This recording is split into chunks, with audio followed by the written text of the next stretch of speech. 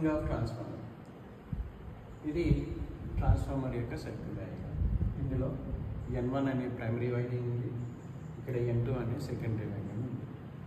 ఈ N1కి సప్లై ఇస్తున్నాం, that is AC supply with 50 Hz, and N2 is connected to the load connect చేసాం secondary side.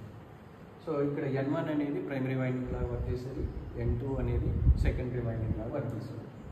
So ఎప్పుడైతే supply ఇస్తామో primary వైండింగ్కి, ఇందులో current అనేది ఫ్లో అవడం వల్ల MMF అనేది ప్రొడ్యూస్ అవుతుంది. ఆ MMF కాజెస్ ద ఫ్లక్స్.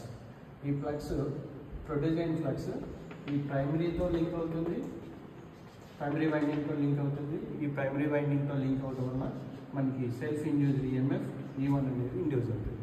అలానే ఈ ఫ్లక్స్ రిమైనింగ్ మొత్తం ఈ యొక్క కోర్లో ట్రావెల్ చేసి సెకండరీ వైండింగ్కి లింక్ అవ్వడం వల్ల ఇక్కడ EMF E2 అనేది ప్రొడ్యూస్ అవుతుంది. ఈ E2 అనేది సెకండరీ ఇండ్యూస్డ్ EMF. ఈ సెకండరీ ఇండ్యూస్డ్ EMFని ఈ ఇండ్యూస్డ్ EMF వల్ల మనకి సెకండరీలో లోడ్ని కనెక్ట్ చేస్తే, కనెక్ట్ చేసిన లోడ్ ఎప్పుడైతే కనెక్ట్ చేస్తున్నామో ఇక్కడ క్లోజ్డ్ సర్క్యూట్ ఫామ్ అయ్యి ఇందులో కరెంట్ అనేది ఫ్లో అవుతుంది. ఈ యొక్క I2ని లోడ్ కరెంట్ అని అంటారు. ఇక్కడ ఈ I1ని ప్రైమరీ కరెంట్ అని అంటారు. Primary current.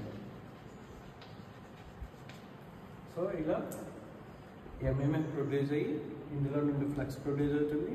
ఈ ఫ్లక్స్ వల్ల మనకి induced EMF in the primary, అలానే induced EMF in the secondary వస్తుంది.